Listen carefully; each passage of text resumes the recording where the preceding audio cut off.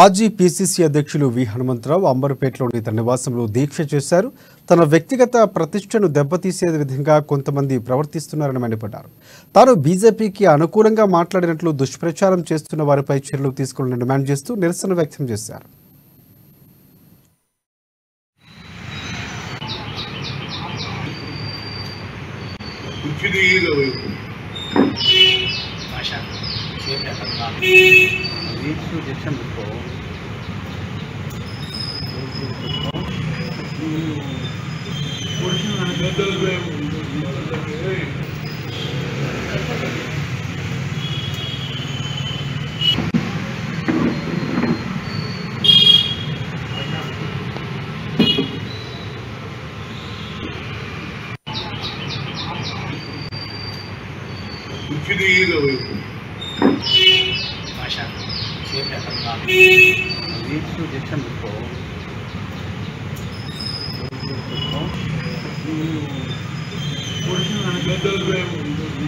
Gracias.